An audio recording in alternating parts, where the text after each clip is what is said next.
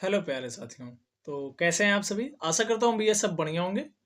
तो कल ये वाली क्लास भाई लूसेंट वाले नहीं आ पाई थी। उसका कारण था भाई पीपीटी रेडी कर रहा था। भाई पीपीटी बन नहीं रही थी, ऑटोमेटिक फेल्ड बता रही थी, क्योंकि भाई मैं खुद पीपीटी जो है डिज़ाइन नहीं करता। ये मैं जो है एआई से जनरेट करवाता हूँ भाई। ठीक है, तो एआई से जनरेट होने की वजह से भाई ये बन नहीं पा रही थी पीपीटी ऑटोमेटिक। ठीक है, अपने आप फेल्ड फेल्ड बता रही थी, तो इसलिए मैंने सोचा मतलब क्लास हो नहीं पा रही थी अरे, तो इसीलिए जो है आप लोग की क्लास कल नहीं हो पाई थी। तो चलिए आज की क्लास को हम लोग स्टार्ट करते हैं। आज हम लोग क्या देख रहे होंगे भैया? गुप्त साम्राज्य। क्या देख रहे होंगे भैया? गुप्त साम्राज्य को जो है आज हम लोग पूर्णतः जो है वह देख रहे होंगे। किस साम्राज्य को भैया? गुप्त साम्राज्य को। किस साम्राज्य को भैया? गुप्त साम्राज्य को देख रहे होंगे। ठीक है, तो इसमें हम जो है गुप्त डायनेस्टी को जो है पूरा का पूरा जो है कंप्लीट कर रहे होंगे, और क्या किस प्रकार से था ये सारी की सारी चीजें देख रहे होंगे। ये लूसेंट फाउंडेशन आप सभी लोगों को पता ही है, नीचे आप सभी लोगों को दिख ही रहा होगा। ठीक है, तो चलिए हम लोग देखते हैं गुप्त साम्राज्य। इसमें देखो भाई डबलता दे दिया है। क्या बताऊं यार, ये एआई भी ना, एआई को क्या ही बताऊं।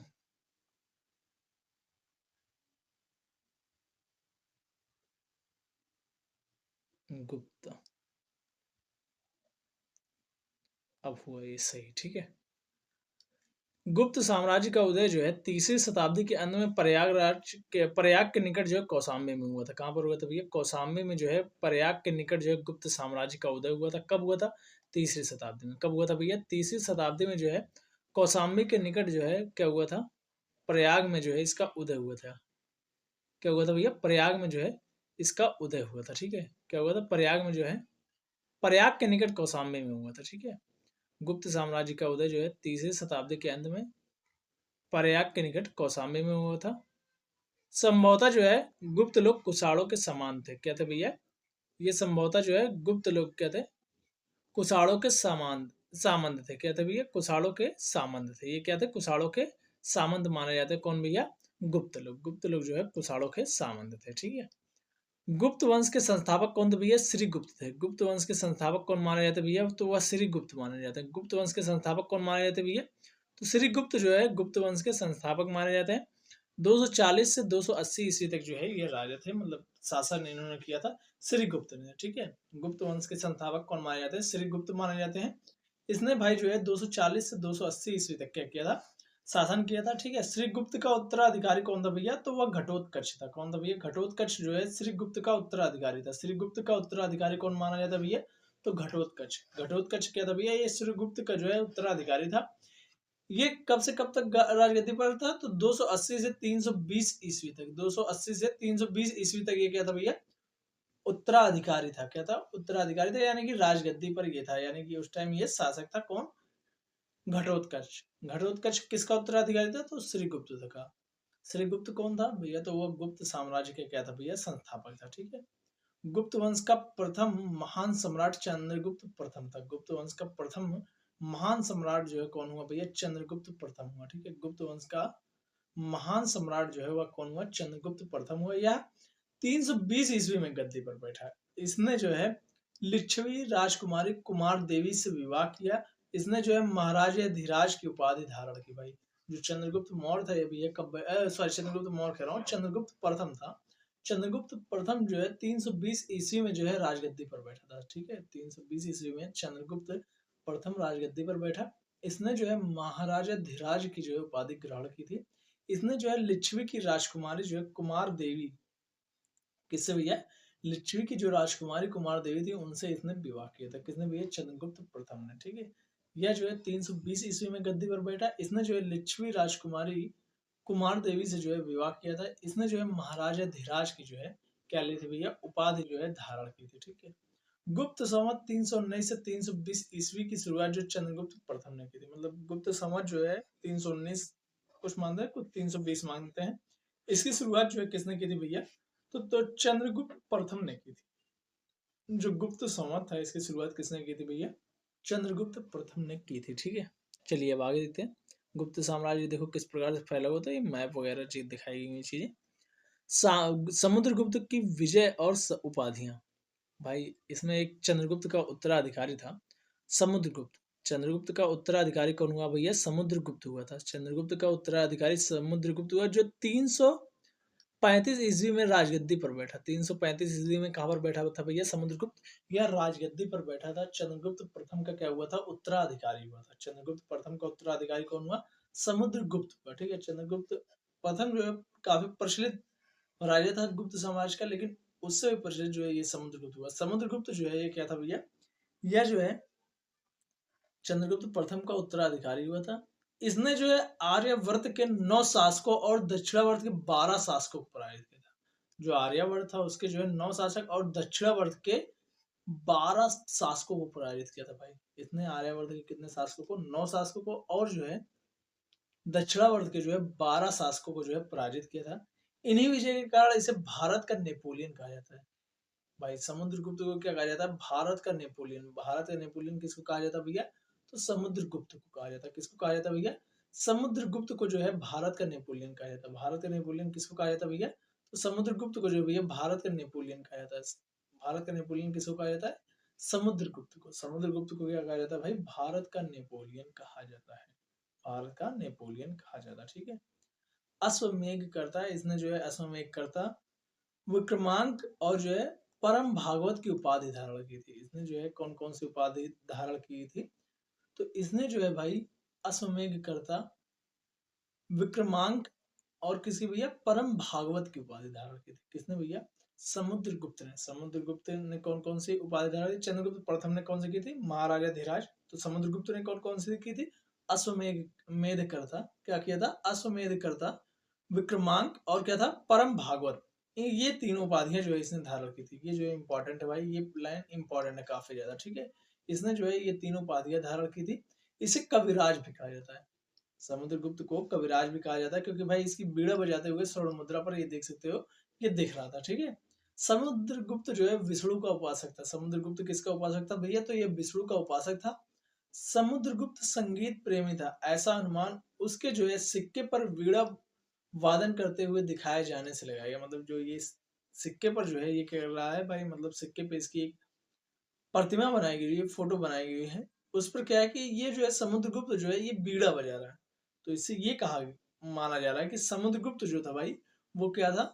संगीत प्रेमी था। क्या था भैया? संगीत प्रेमी था, ये बताया जा रहा है। ठीक है, इस अकॉर्डिंग, किस अकॉर्डिंग? सिक्के के हिसाब से। ठीक है, समुद्रगुप्त का दरबारी जो है कवि हरिशेर था, जिसने जो है इलाहाबाद प्रशस्ति लेख की रचना की। इलाहाबाद प्रशस्ति लेख जो थी उसकी रचना किसने की थी भैया?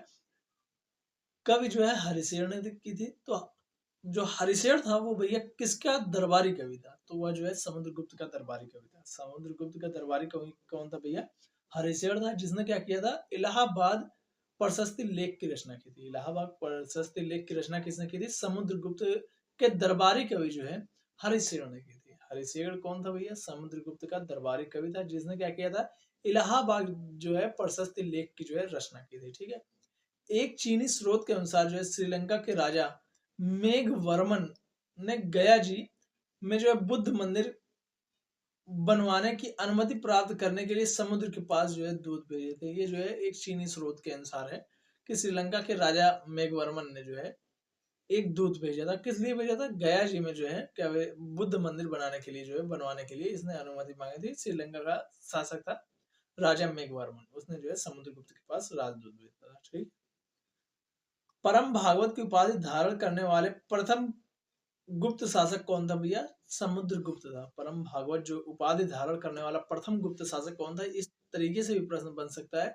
तो यह कौन था भैया? तो समुद्रगुप्त था। ठीक है, परम भागवत की उपाधि धारण करने वाला प्रथम गुप्त शासक कौन था भैया? समुद्रगुप्त था। गया एवं नालंदा से मिले दो ताम्र लेख में समुद्रगुप्त को परम भागवत कहा गया। जो जो दो ताम्र लेख मिले हुए हैं कहाँ से भैया? गया से और नालंदा से। गया और नालंदा से जो दो ताम्र लेख मिले हुए हैं उसमें जो है समुद्रगुप्त को क्या कहा गया है? परम भागवत कहा गया है। परम भागवत की उपाधि धारण करने वाला प्रथम गुप्त शासक कौन था भैया?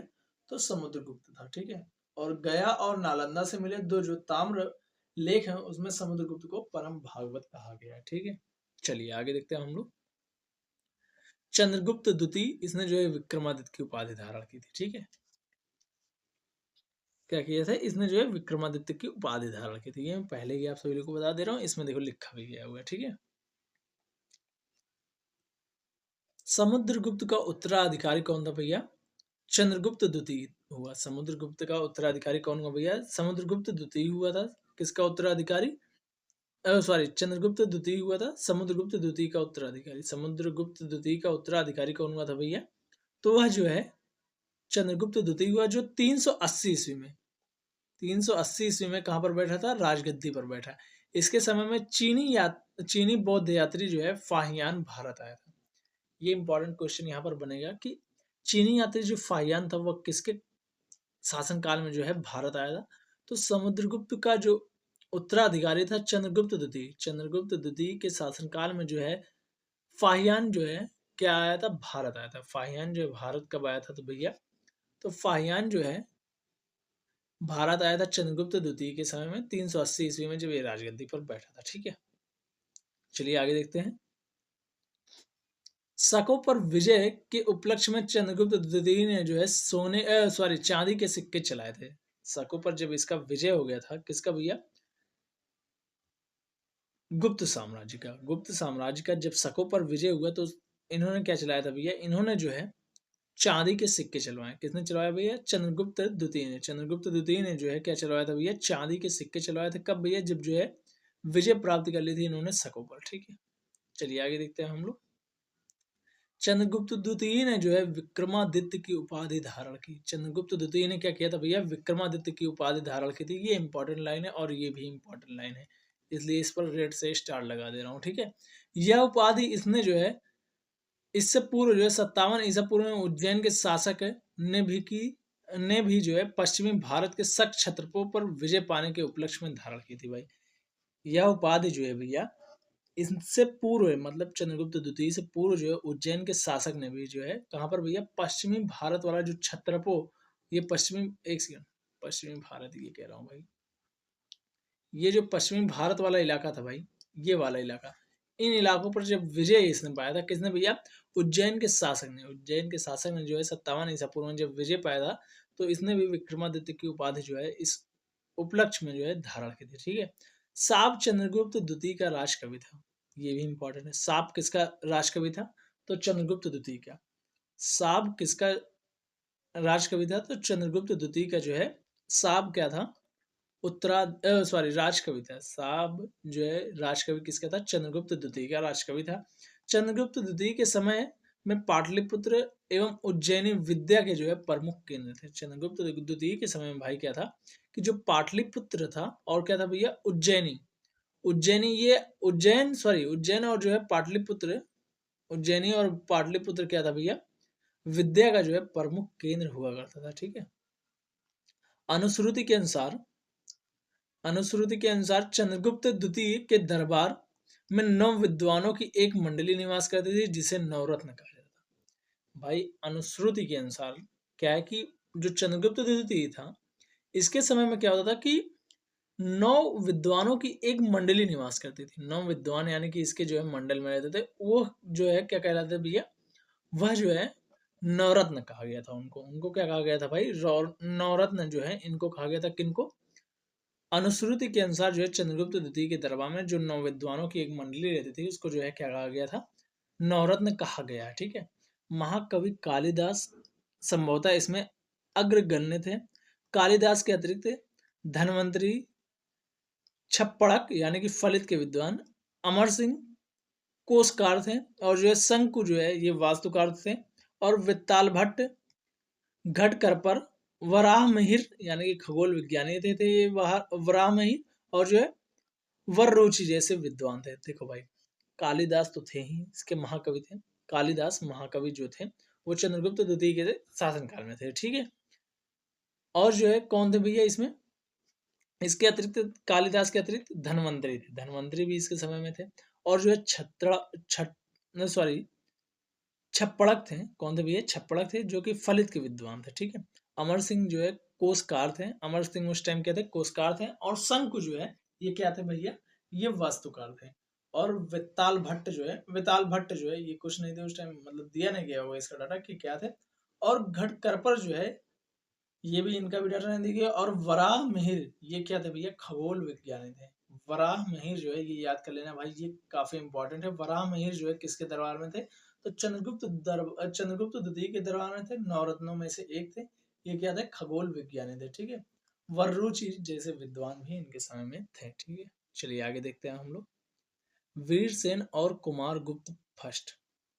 वीरसेन, यहाँ पर देख रहे हो भाई, लोगो ही चेंज कर दिया, क्या बताऊं इसे एआई को मैं। चंद्रगुप्त द्वितीय का जो है संधि विग्रही सचिव वीरसेन शैव मतावलंबी था, जिसने जो है शिव की पूजा के लिए उदयगिरी पहाड़ी पर एक गुफा का निर्माण करवाया था। चंद्रगुप्त द्वितीय का जो है जो सांधि विग्रहिक सचिव था वीरसेन, उस वह क्या था भैया? शैव मतावलंबी था। क्या था भैया? शैव मतावलंबी था, यानी कि शैव धर्म से जो है ये ज्यादा लगाव रखता था। कौन भैया? वीरसेन। ये क्या था भैया? संधि विग्रहिक सचिव था, ठीक है। किसका भैया? चंद्रगुप्त द्वितीय का, ठीक है। जिसने शिव की पूजा के लिए जो है उदयगिरी पहाड़ियों में एक गुफा का निर्माण करवाया था। वीरसेन व्याकरण, न्याय मीमांसा एवं जो है शब्द का प्रकांड पंडित एवं कवि भी थे। वीरसेन कौन था भाई? वीरसेन व्याकरण, न्याय मीमांसा और शब्द का जो है प्रकांड पंडित एवं कवि भी। वीरसेन कौन था भैया? व्याकरण एवं जो है न्याय मीमांसा एवं क्या था भैया? शब्द का प्रकांड पंडित एवं जो है कवि भी था। कौन? वीरसेन। वीरसेन ये काफी ज्यादा इंपॉर्टेंट व्यक्ति हो जाता है, ठीक है। चंद्रगुप्त द्वितीय का उत्तराधिकारी कुमार गुप्त फर्स्ट या जो है गोविंद गुप्त हुआ, ठीक है। ये कब से कब तक रहा है? तो 415 से 454 ईस्वी, सॉरी इसके लिए, 415 से 454 ईस्वी तक ये राजा रहा। कौन भैया? कुमार गुप्त फर्स्ट। कुमार गुप्त फर्स्ट का एक नाम और क्या है? गोविंद गुप्त। गोविंद गुप्त या फिर कुमार गुप्त फर्स्ट, ये किसका उत्तराधिकारी था? तो चंद्रगुप्त द्वितीय का उत्तराधिकारी था। 415 से 454 ईस्वी तक ये राजा रहा, ठीक है भैया। नालंदा विश्वविद्यालय की स्थापना जो है कुमार गुप्त प्रथम ने की थी। नालंदा विश्वविद्यालय जो था उसकी स्थापना किसने की थी भैया? कुमार गुप्त प्रथम ने ही की थी, ठीक है। अब नोट करके इसमें भाई कुछ दिया हो थोड़ा सा नालंदा के बारे में, तो वो देख लेते हैं हम लोग। नालंदा का मठी विश्वविद्यालय एक महाविहार है, क्योंकि यह विभिन्न आकारों के अनेक मठों का संकुल है। नालंदा के बारे में अधिकांश जानकारी चीनी यात्री वेनसांग जो था उसके अभिलेखों पर आधारित है। इसमें इसने इनमें जो है कहा गया है कि एक मठ की नींव जो है कुमार गुप्त फर्स्ट द्वारा 5वीं शताब्दी में डाली गई थी, और यह निर्माण कार्य जो है परवर्ती सम्राटों के शासनकाल में भी चलता रहा, जिन्होंने इस विलक्षण विश्वविद्यालय का कार्य संपन्न किया था। मतलब भाई कुमार गुप्त ने जो है सिर्फ नींव डाली थी भाई, एक मठ की नींव डाली थी, लेकिन धीरे धीरे ये जितने भी राजा हैं उनके साथ निरंतर ये जो है बढ़ता रहा, मतलब उनके साथ जो है निरंतर ये जो है आगे जो है इसको बढ़ाते रहे, ठीक है। ये किसके अंदर भाई? जो चीनी यात्री वेनसांग था उसके अभिलेखों के अनुसार ये चीजें हमें पता चलती है, ठीक है। इस बात के प्रमाण मिलते हैं कि बौद्ध धर्म के सभी तीन संप्रदायों, थेरवाद, महायान और जो है वज्रयान के सिद्धांत यहाँ पढ़ाए जाते हैं। मतलब ये कहा जाता है कि भाई जो बौद्ध धर्म है, बौद्ध धर्म के तीनों जो संप्रदाय हैं, थेरवाद, महायान और जो है वज्रयान, इनके सिद्धांत यहाँ पढ़ाए जाते थे। कहाँ पर भैया? नालंदा विश्वविद्यालय में, प्राचीन नालंदा विश्वविद्यालय में जो है ये पढ़ाए जाते थे। चीन, तिब्बत, श्रीलंका, थाईलैंड, बर्मा और अनेक अन्य देशों के बौद्ध भिक्षु बौद्ध धर्म की शिक्षा प्राप्त करने के लिए नालंदा एवं इसके आसपास स्थित बोधगया एवं कुर्किहार आदि केंद्रों पर आते थे। ये जो है किसके अनुसार है भाई? चीनी यात्री वेनसांग के अनुसार। चीनी यात्री जो ये चीन का तो खुद ही था भाई, इसने कहा तिब्बत के भी भाई आए हुए थे, और जो श्रीलंका के, थाईलैंड के, बर्मा के और भी अनेक अन्य देश थे जो बौद्ध भिक्षु थे, वो बौद्ध धर्म की शिक्षा लेने के लिए नालंदा या तो नालंदा के या फिर आसपास वाले एरियाज में जो है आया करते थे, ठीक है। नालंदा में या फिर नालंदा के आसपास वाले एरियाज में जो है वह लोग आया करते थे, किसके लिए भैया? बौद्ध धर्म की शिक्षा प्राप्त करने के लिए, ठीक है। वो स्थित कौन कौन से थे, मतलब आसपास के क्षेत्र कौन कौन से? जैसे बोधगया और कुर्किहार, इन सब आदि केंद्रों पर आया करते थे, ठीक है। स्कंदगुप्त और अंतिम शासक, ठीक है। कुमार गुप्त फर्स्ट का उत्तराधिकारी जो है स्कंदगुप्त हुआ, जो कि 455 से 467 ईस्वी तक राजा रहा। ये 455 से 467 ईस्वी तक जो है स्कंद गुप्त जो है क्या रहा, राजा रहा। ये कुमार गुप्त फर्स्ट का क्या था, उत्तराधिकारी था। स्कंद गुप्त ने जो है गिरनार पर्वत पर स्थित सुदर्शन झील का पुनरुद्धार जो है करवाया था। क्या करवाया था, पुनरुद्धार जो है करवाया था। भाई इसका नाम आप सभी लोग को देखने को मिलता है कि स्कंद गुप्त ने जो है गिरनार पर्वत पर जो स्थित क्या था भैया, सुदर्शन झील थी। ये सुदर्शन झील है भाई, गिरनार पर्वत और सुदर्शन झील जो है ये दिखाया गया हुआ है। देख सकते हो भाई कितना बेहतरीन तरीके से एनिमेशन के थ्रू दिखाया गया हुआ है। इसमें जो स्कंद गुप्त जो था, इसने जो गिरनार जो पर्वत है, ये सब गिरनार पर्वत का एरिया है, उसके बीच जो स्थित सुदर्शन झील था उसका क्या करवाया था, पुनरुद्धार जो है करवाया था। ठीक है, किया था। स्कंद गुप्त ने पर्णदत्त को सौराष्ट्र का गवर्नर नियुक्त किया था। जो ये सौराष्ट्र वाला एरिया था, ये सौराष्ट्र वाला एरिया था ना भाई, ये सौराष्ट्र वाले एरियाज को इसने क्या किया था भैया, इसने जो है यहाँ का गवर्नर किसको नियुक्त किया था, पर्णदत्त को। किसको नियुक्त किया था भैया, पर्णदत्त को यहाँ का क्या किया था, गवर्नर जो है इसने नियुक्त किया था। किसने भैया, स्कंद गुप्त ने। ठीक है, स्कंद गुप्त के शासन काल में ही हूणों का आक्रमण शुरू हो गया था। हूण का आक्रमण जो है स्कंद काल के शासन काल में ही माना जाता है। ठीक है, अंतिम गुप्त शासक कौन था भैया, विष्णु गुप्त था। अंतिम जो गुप्त शासक था वो कौन था भैया, विष्णु गुप्त था। ठीक है, स्कंद गुप्त के समय में क्या क्या हुआ था, हूणों का आक्रमण शुरू हो गया था। इसने जो है सौराष्ट्र जो था, सौराष्ट्र का गवर्नर किसको नियुक्त किया था, पर्णदत्त को किया था।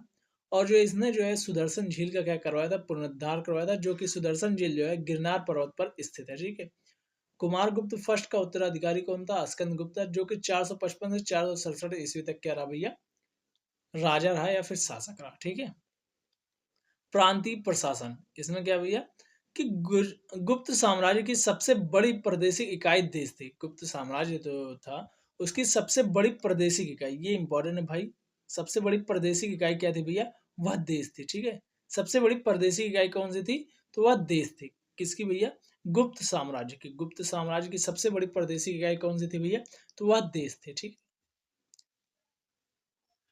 देश थी, जिसे जिसके जो है शासक को गोप्ता कहा जाता था। यानी कि जो देश का शासक होता था गुप्त साम्राज्य में, उसको क्या कहा जाता था, गोप्ता कहा जाता था।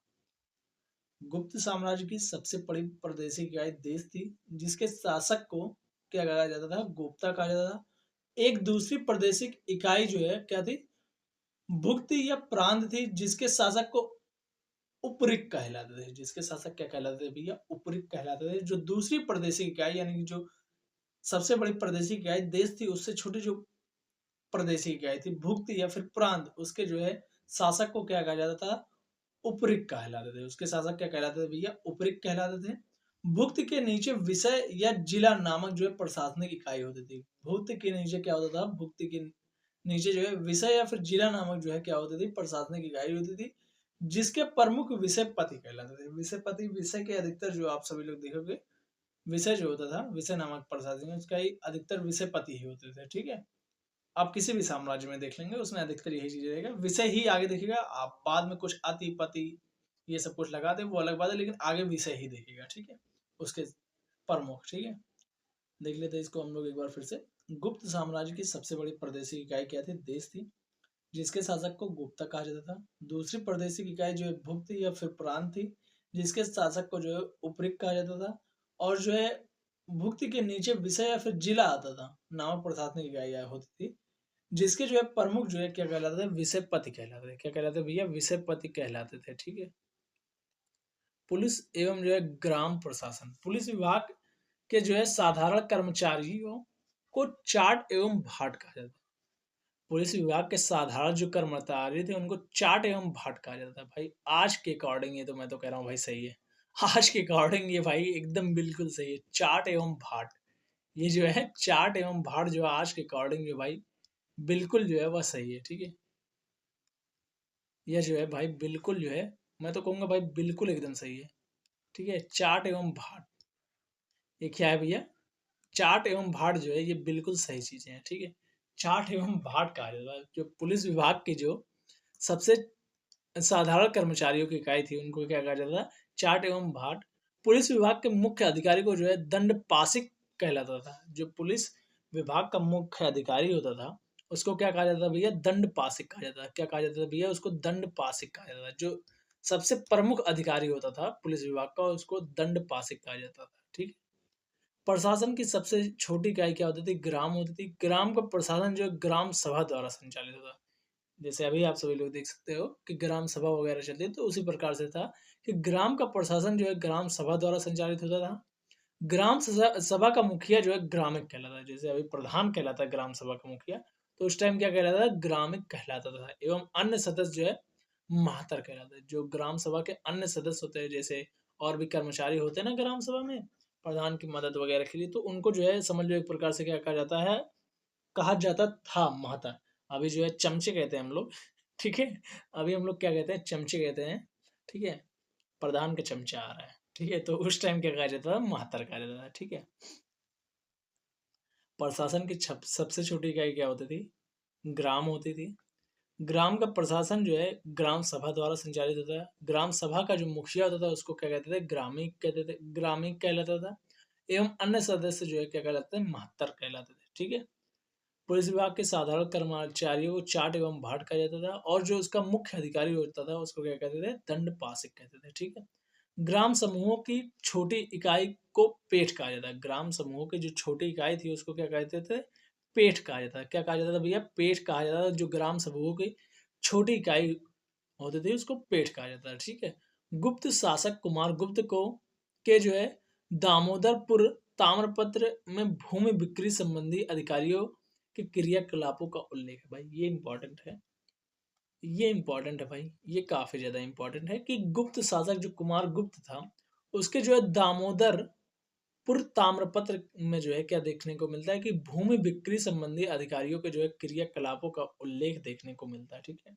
उल्लेख है। ठीक है? जो गुप्त शासक कुमार गुप्त था, उसके जो है दामोदरपुर जो ताम्र पत्र था उसमें जो है भूमि बिक्री संबंधी जो अधिकारी होते थे, भूमि बिक्री संबंधी क्या होते थे? अधिकारी, उनके क्रियाकलापों का जो है उल्लेख देखने को मिलता है। ठीक है? अर्थव्यवस्था एवं भू राजस्व किस प्रकार से था? तो भू राजस्व जो है कुल उत्पादन का 1/4 भाग से 1/6 भाग हुआ करता था। भू राजस्व क्या हुआ करता था भैया? 1/4 भाग या से जो है 1/4 भाग से 1/6 भाग हुआ करता था। 1/4 भाग से जो है 1/6 भाग जो है हुआ करता था। गुप्त काल में जो है बलात् श्रम यानी कि विष्ट राज्य के लिए एक आय का जो है एक स्रोत माना जाता था। इससे जो है जनता द्वारा दिया जाने वाला कर भी माना जाता था। विष्ट जो था यानी कि व्लात श्रम, ये क्या था भैया? राज्य के लिए जो है आय का एक स्रोत माना जाता था गुप्त काल में। व्लात श्रम को क्या माना जाता था गुप्त काल में? आय का स्रोत माना जाता था। किसके लिए? राज्य के लिए। ठीक है? इसे जनता द्वारा दिया जाने वाला कर भी माना जाता था। ठीक है? ये आप सभी लोग देख सकते हो। प्राचीन ग्राम सभा का दृश्य है। ये प्राचीन ग्राम सभा का दृश्य आप सभी लोगों को दिख गया होगा। ठीक है भाई? चलिए आगे देखते हैं। भूमि के प्रकार। भूमि के प्रकार किस प्रकार से हुआ करते थे वो हम लोग देखते हैं। तो आर्थिक उपयोगिता के आधार पर निम्न प्रकार की भूमि थी। आर्थिक उपयोगिता के आधार पर निम्न प्रकार की भूमियां हमें देखने को मिलती हैं, और कौन कौन सी हैं वो चलिए हम लोग देखते हैं। एक सेकंड।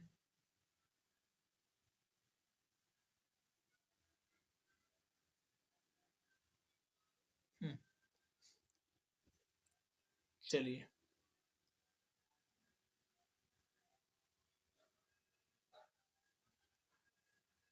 एक सेकंड रुक जाओ भाई। जो मतलब ये थी, ये कितने प्रकार की भूमियां थी? तो 5 प्रकार की भूमियां थी। ये कितने प्रकार की थी? 5 प्रकार की थी। ठीक है? 5 प्रकार की थी। ठीक है? कौन कौन से हो जाएंगे? क्षेत्र हो जाएगा, वास्तु हो जाएगा, चारागाह भूमि हो जाएगा, और सिल हो जाएगा, और अप्रहत हो जाएगा। ठीक है? ये 5 प्रकार की जो है उपयोगिता के आधार पर भूमियों के प्रकार थे। क्षेत्र में क्या होता था? कृषि करने योग्य भूमि। कृषि करने योग्य भूमि जो थी वो क्षेत्र के अंतर्गत आती थी। वास्तु जो है वास करने योग्य भूमि यानी कि निवास करने के लिए जो या रहने के लिए जो भूमि होती थी उसको वास्तु कहा जाता था। और चारागाह भूमि जो है पशुओं को चारा योग्य भूमि जो होती थी वो चारागाह भूमि कहलाती है। सिल जो है ऐसी भूमि जो जोतने योग्य नहीं हो, मतलब कि जैसे बंजर, अभी जिस प्रकार से आप सभी लोग समझते हो ना, बंजर, बंजर ही समझ लो एक प्रकार से सिल हुआ करते थे। ठीक है? ऐसी भूमि जो जोतने योग्य नहीं होती थी। अपरहत ऐसी भूमि जो जल जो है जंगली होती थी। मतलब ऐसी भूमि जो जंगली होती थी, मतलब जैसे जंगल है, ये पेड़ है। ठीक है? ये पेड़ है। ठीक है? यहाँ पर पेड़ लगे हुए हैं, ये रहा पेड़, ये रहा पेड़।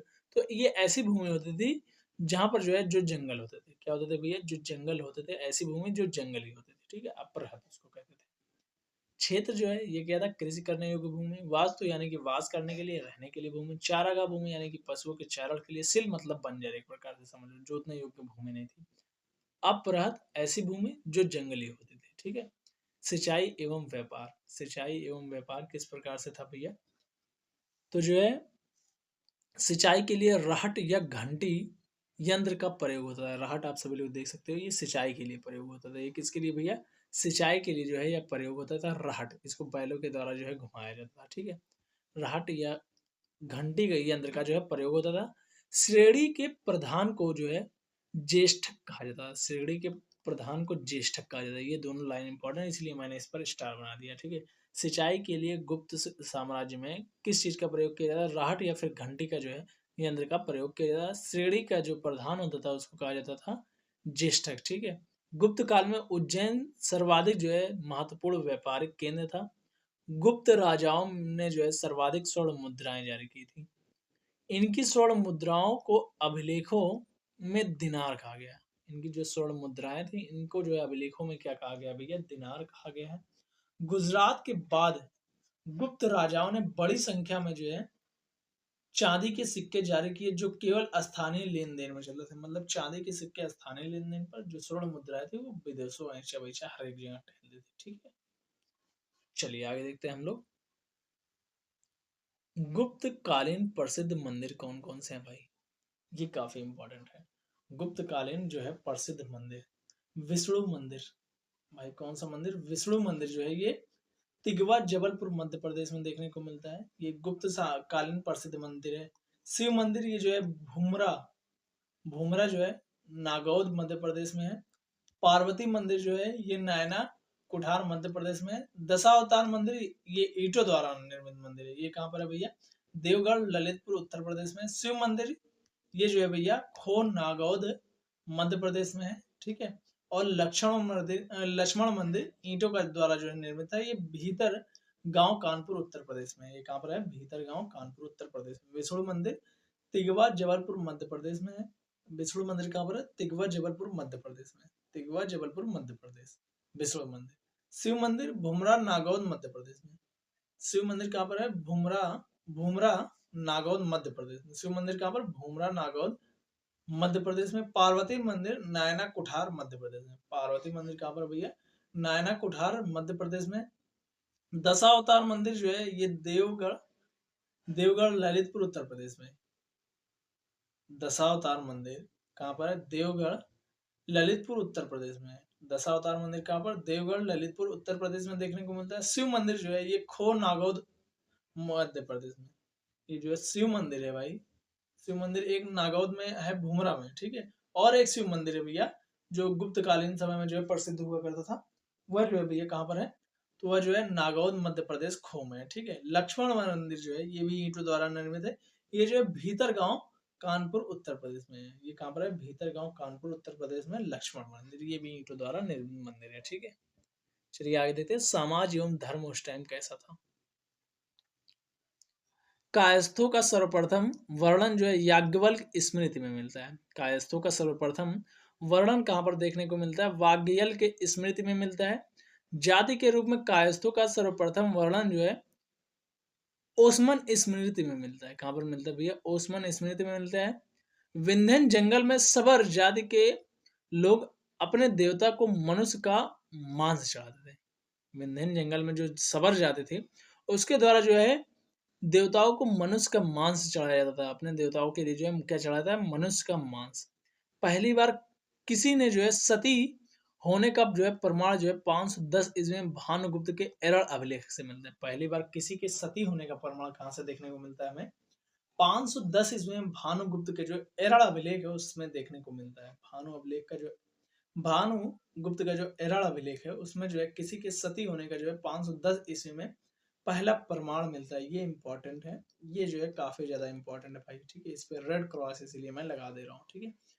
जिसमें जो है किसी भोजराज की मृत्यु पर उसकी पत्नी के जो है सती होने का उल्लेख है। जिसमें जो है कोई भोजराज था उसकी जो है मृत्यु हो जाती है, फिर उसकी पत्नी के सती होने का जो है उल्लेख देखने को मिलता है। ठीक है।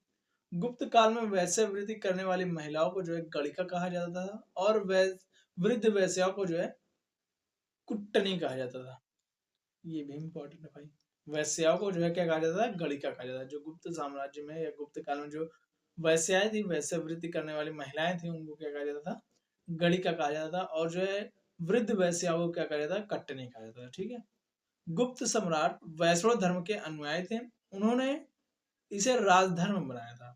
विष्णु का वाहन गरुड़ गुप्तों का राज चिन्ह था। भाई ये इंपॉर्टेंट है, ये भी लाइन है। ये जो विष्णु का वाहन गरुड़ था, ये गुप्तों का क्या था भैया, राज चिन्ह था। जो विष्णु जी का गरुड़ वाहन था, वह क्या था भैया, गुप्तों का राज चिन्ह था।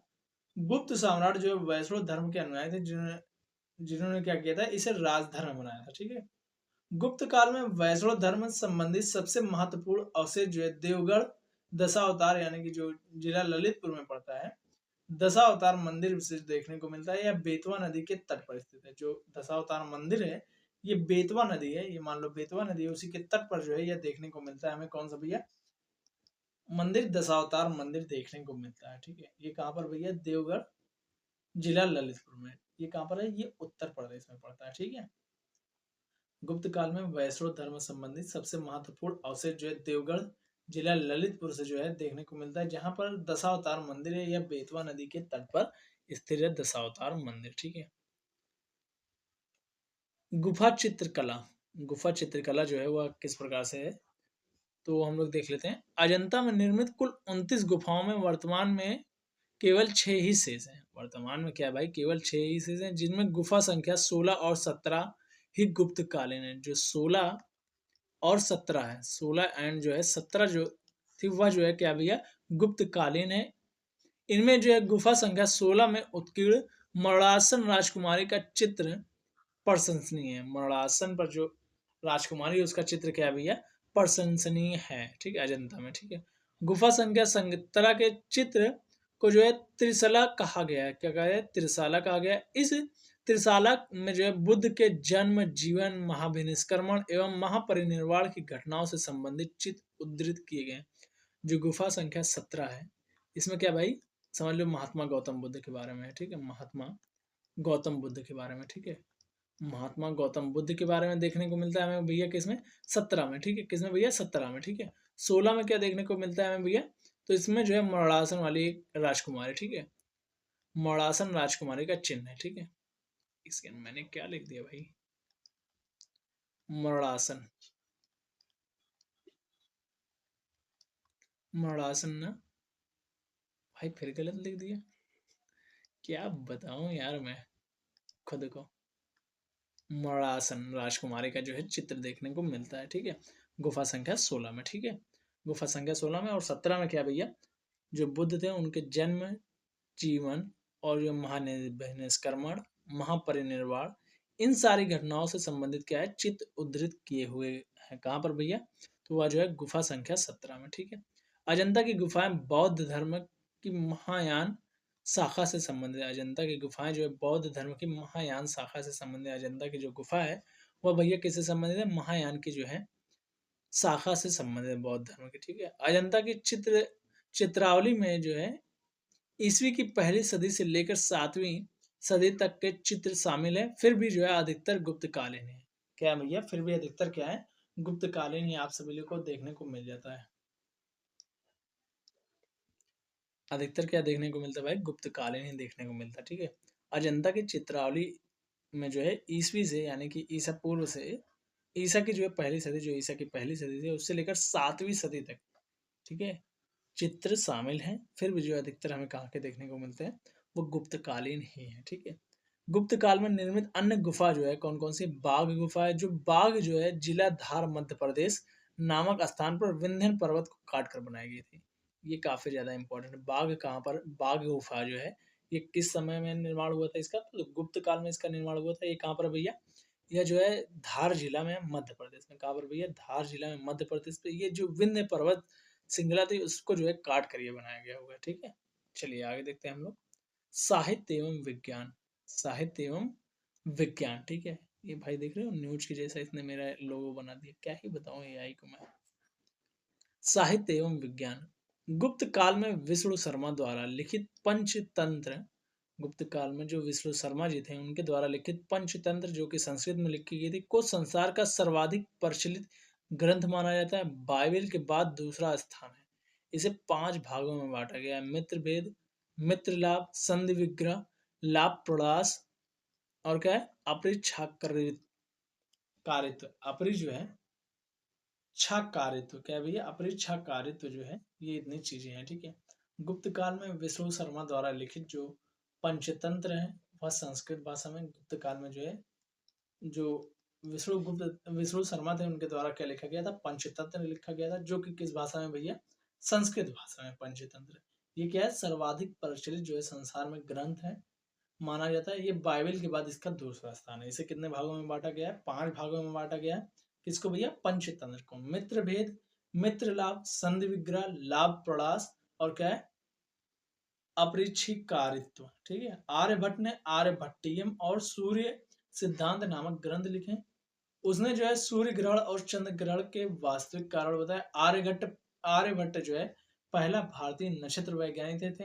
आर्यभट्ट जो थे वो पहले जो है भारतीय नक्षत्र वैज्ञानिक थे जिसने घोषणा की कि पृथ्वी अपनी धुरी पर घूमती है। ये काफी ज्यादा इंपॉर्टेंट है। आर्यभट्ट ने आर्यभट्टियम एवं सूर्य सिद्धांत दिया था, ये इतना याद रख लेना बस, ठीक है। और भाई ये याद रख लेना कि पहली बार पृथ्वी को अपनी धुरी पर घूमती है, ये किसने बताया, तो आर्यभट्ट ने बताया था, ठीक है। चलिए आगे देखते हैं हम लोग। महान खगोल शास्त्री एवं गणितज्ञ वराहमिहिर ने वृहत संहिता, पंच सिद्धांत, वृहत जातक और जो है लघु जातक की रचना की। वृहत संहिता में नक्षत्र विद्या, वनस्पति शास्त्र, प्राकृतिक इतिहास और भौतिक भूगोल के विषयों पर चर्चा है। भाई ये काफी ज्यादा इंपॉर्टेंट है। वराहमिहिर, वराहमिहिर ने जो है वृहत संहिता, पंच सिद्धांत, वृहत जातक और जो है लघु जातक की रचना की थी। वृहत संहिता में जो है क्या है भैया, नक्षत्र विद्या, वनस्पति शास्त्र और क्या है,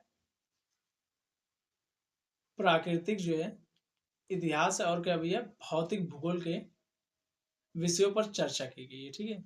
ब्रह्मगुप्त इस युग के महान नक्षत्र वैज्ञानिक एवं क्या थे, गणितज्ञ थे। मतलब गुप्त कालीन में जो महान महान नक्षत्र वैज्ञानिक हुए थे और गणितज्ञ हुए थे वो कौन थे भैया, ब्रह्मगुप्त थे, ठीक है। कौन हुए थे भैया, ब्रह्मगुप्त हुए थे।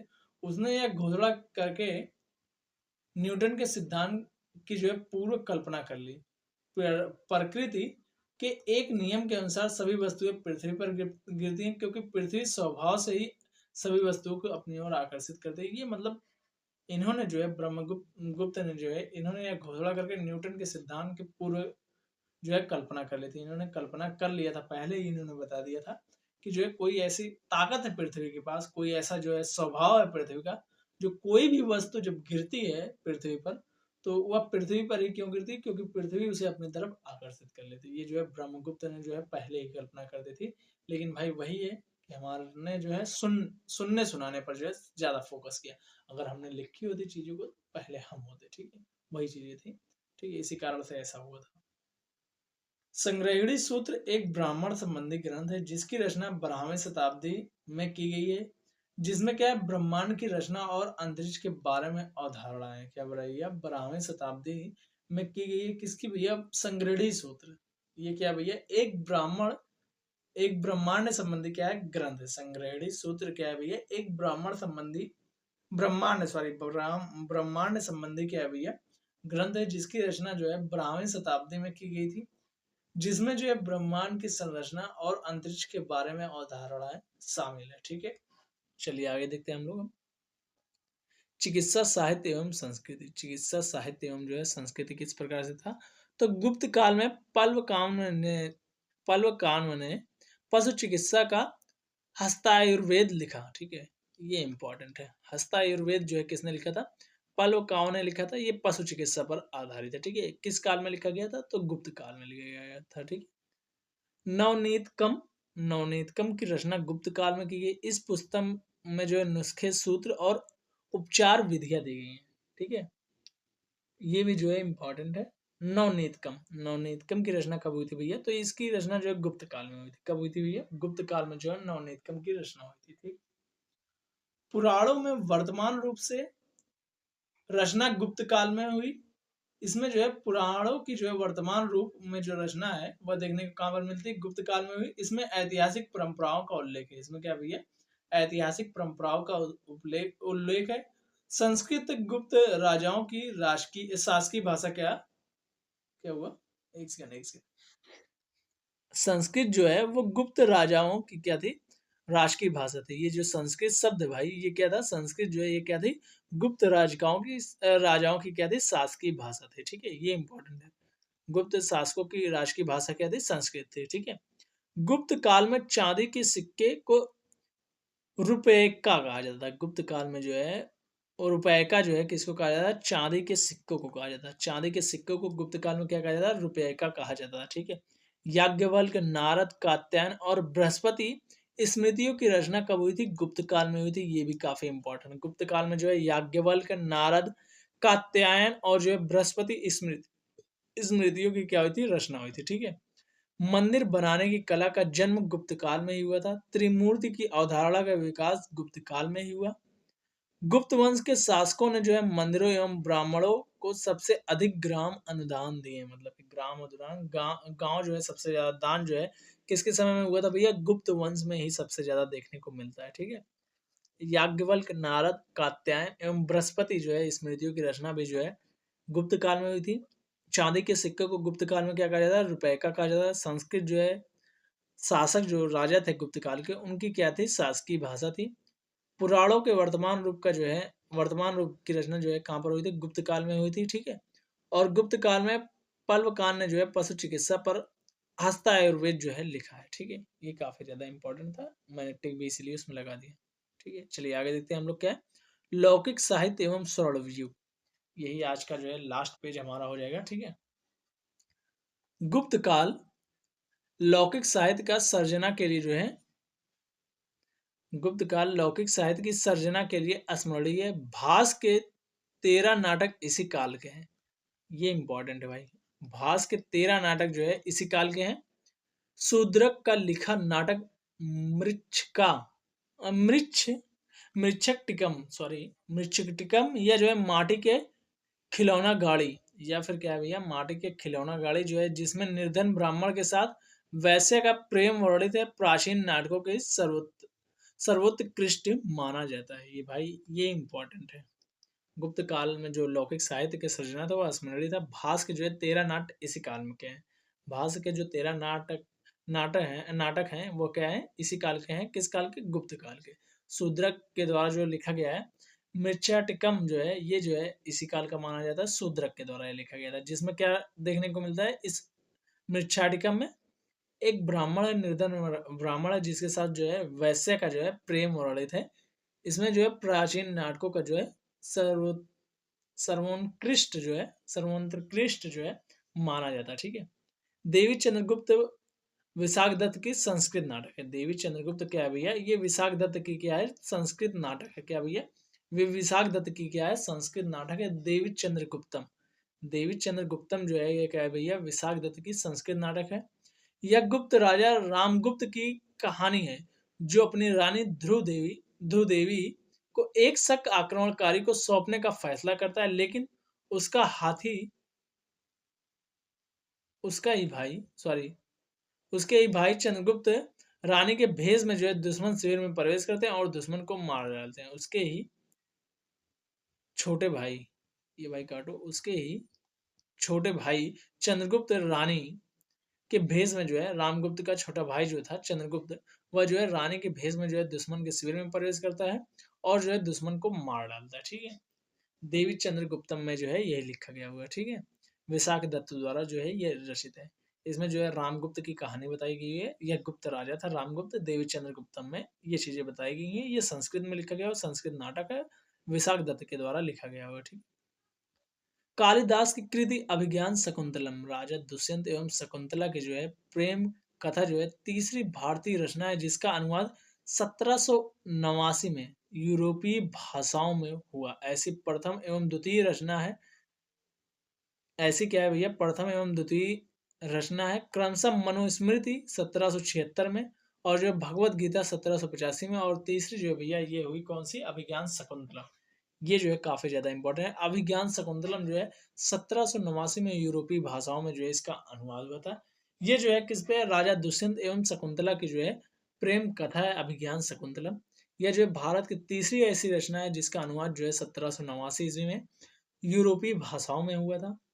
प्रथम एवं द्वितीय रचना कौन सी है, प्रथम रचना मनुस्मृति है जिसका जो है 1776 ईस्वी में जो है मनुस्मृति की रचना जो है वह जो है यूरोपीय भाषाओं में हुई। और भगवत गीता जो है उसकी भी जो है ट्रांसलेट जो है उसका भी अनुवाद जो है 1785 ईस्वी में जो है किस भाषा में हुआ, यूरोपीय भाषाओं में हुआ। ठीक है।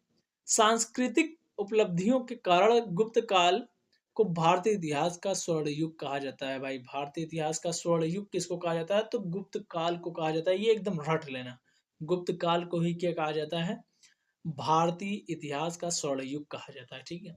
नगरों का क्रमिक पतन गुप्त काल की महत्वपूर्ण विशेषता है। नगरों का क्रमिक पतन क्या है भैया, ये गुप्त काल की महत्वपूर्ण विशेषता है। ये काफी ज्यादा इंपॉर्टेंट है। ये चारों लाइन जो इसमें दी गई है समझ लो सारी की सारी इंपॉर्टेंट है। इसको एकदम रट लेना भाई। ठीक है। लौकिक साहित्य से जो है प्रश्न पूछे गए हुए हैं और पूछे भी जाएंगे एग्जाम्स में।